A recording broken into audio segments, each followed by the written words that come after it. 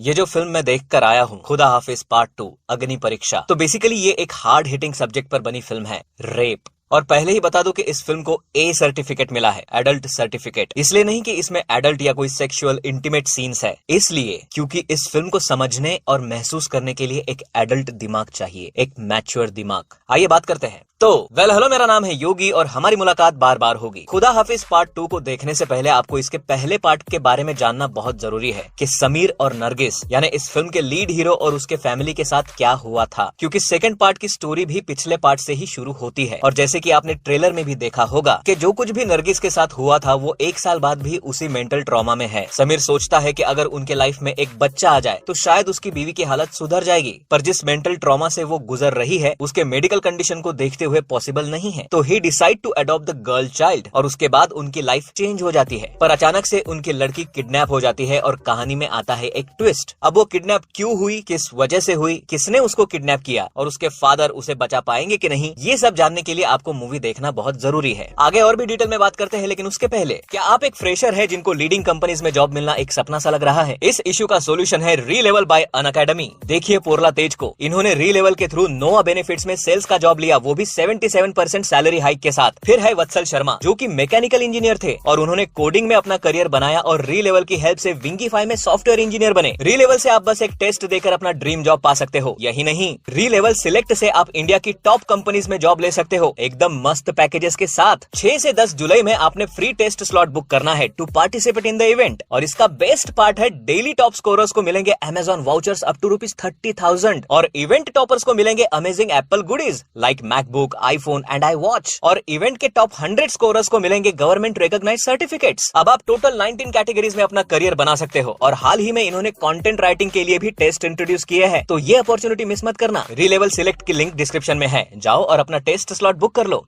जल्दी। देखो, इस फिल्म के 2 हिस्से हैं, एक है hard hitting and very emotional जो आपको फर्स्ट हाफ में देखने को मिलेगा और दूसरा है रिवेंज जो आपको सेकंड हाफ में देखने को मिलेगा। बट पर्सनली कहूँ तो इसका फर्स्ट हाफ ज्यादा एंगेजिंग है और आपको सीट से बांधे रखेगा। एंड अगर आपका दिल कमजोर है, आई मीन इमोशनल है, तो आपको 2-3 बार रुला भी देगा। ऑनेस्टली मेरी भी आंखें एक सीन में नम हो गई थी। मेरी ही नहीं, मेरे आगे जो बैठे थे उनके भी सिसकने की आवाज मुझे सुनाई दी। पर जब ये मूवी सेकंड हाफ में चली गई तो पता नहीं क्यों मुझे ऐसा फील हुआ कि क्या मैं वही मूवी देख रहा हूँ जो अभी थोड़ी देर पहले फर्स्ट हाफ में देखी थी। सेकंड हाफ का आधा घंटा फिर भी ठीक है, पर जो लास्ट के 30-40 मिनट्स थे, ऐसा लगा कि मानो इस फिल्म को अननेसेसरीली खींचा जा रहा है। आई मीन जो काम आसानी से हो सकता था उसे जानबूझकर अलग अलग एंगल देकर बिगाड़ा जा रहा है। एक एंगल था जेल का और दूसरा इजिप्ट का। वो क्यों दिया गया वो आपको मूवी में समझ में आएगा, बट फिल्म में कहीं पर भी उसकी जरूरत नहीं थी। फिल्म को एक्स्ट्रा ऑर्डिनरी बनाने के चक्कर में ये जो अलग अलग एंगल डाले गए हैं वो सच में अननेसेसरी थे, पर इनको थोड़ा सा साइड में रख दिया जाए तो फिल्म की स्टोरी लाइन अच्छी है।